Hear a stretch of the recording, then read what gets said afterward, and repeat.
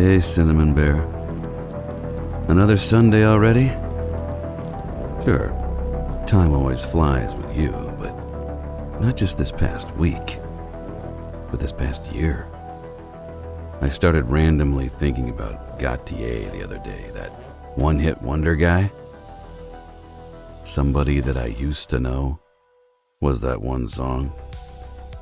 And how from 2020 to 2021, that expression really took on a sadder meaning than ever. And it hit me just how many people come into and then out of our lives, sure.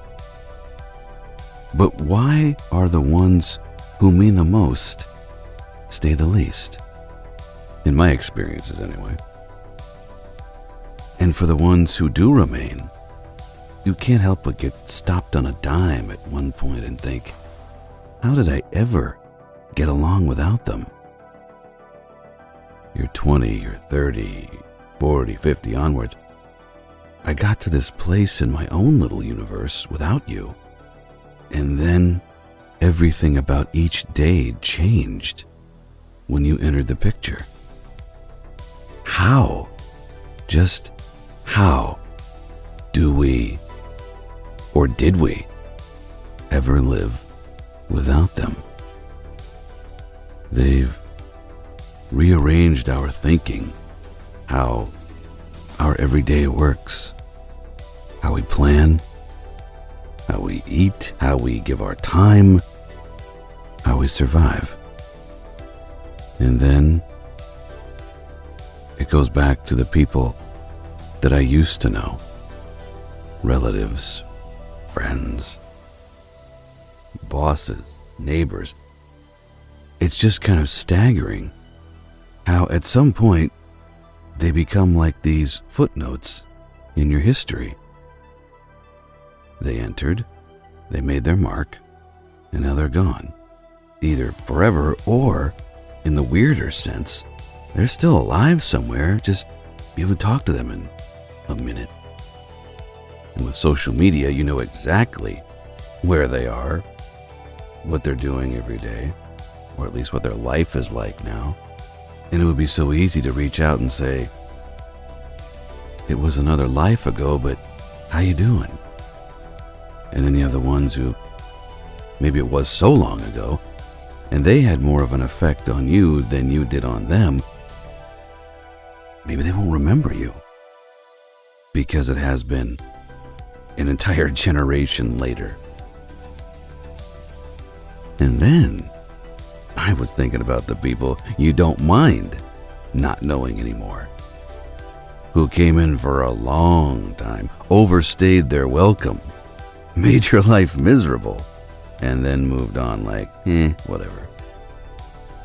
And you're still dealing with their impact, but in a negative way. Those ones that come in, tear the shit out of your soul.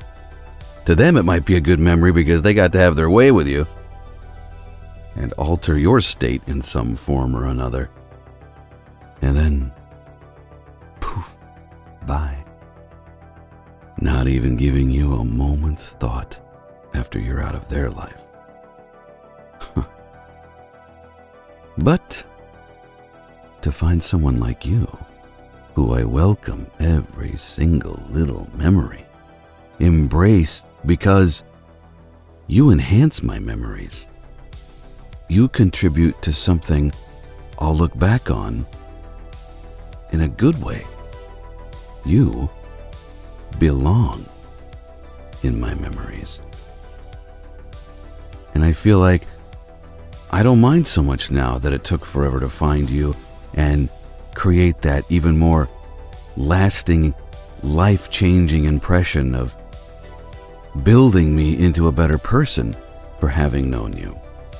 Because yeah, in real time, it's fucking frustrating as hell to be waiting and waiting for that one, maybe not even on the romantic side, but just on the friend side, that one person who just comes out of friggin' nowhere and makes you freeze like, like after they've walked away after the first time you've talk to them. Could be online, like in a message situation, or if it's in person, that's even more impactful. And when they've walked away or they've signed off or whatever, and you go, did that just happen? That person's real? This gentle, insightful, rational, calming person. God, please let them be a part of my everyday and not just this last 5 minutes kind of person, where I can depend on and rely on them to, even if it's not every day.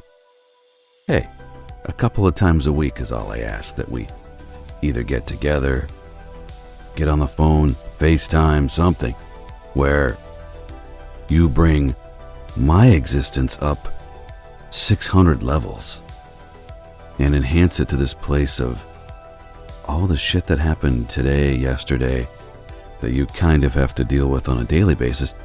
You wipe that board clean for me. And all the time it took to find them is frustrating as hell, but you've built me into a better person having known you. Because really, if everyone we met was great, then there would be no, oh my God, you changed my life. You'd be experiencing it all the time. It wouldn't be as much of a rare occurrence and special that you stumbled upon this beautiful other human. Those kind of people have to be spaced out in order to provide that wonderment that they do. And yet it seems like every 5 minutes, not just people at work or sometimes, sadly, a family member. Shit, it could be the douche who steals your parking space, that these negative people, the ones that drag you down, seem to permeate more of our memory space than the ones we'd prefer. My story, at least. And you have those ones that kind of skate the middle ground, like, I don't hate this person, but I don't like him too much. But why do they have to be my only option? Why is this person my only available companion at this point in my history? Or I have to put up with a lot of, not only do you make me nuts, but the harder part of what you are is that you're so close, man. You're so close to actually being someone who's important to me. Instead, you're just kind of there. If you only cleaned this up, or if you only kind of adjusted this a little bit, you'd be so great. But I'm going to keep coming over. I'm going to keep calling you because I know I'll get half of what I need out of our relationship, our friendship. But again, we can't be spoiled too much in that way, because when it does finally happen, it wouldn't make it as painfully enjoyable. Dancing on top of your car type of moment we'd take to go, I'm so glad you exist. I don't like the idea of not knowing you. In fact, I hate it. We barely know each other.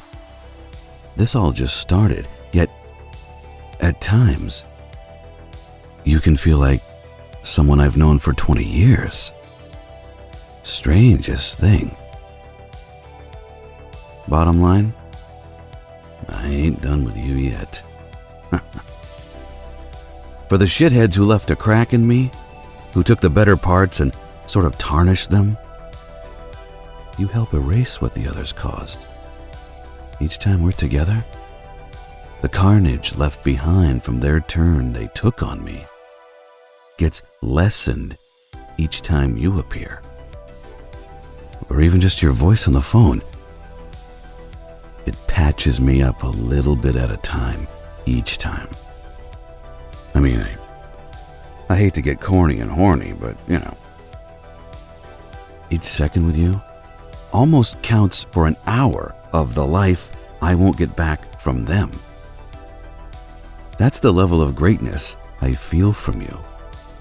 That's the power of your influence and your brilliance in where you've taken me as a person, which will always make me work like hell, and with my very last bit of energy that I have to ensure that you're never somebody that I used to know.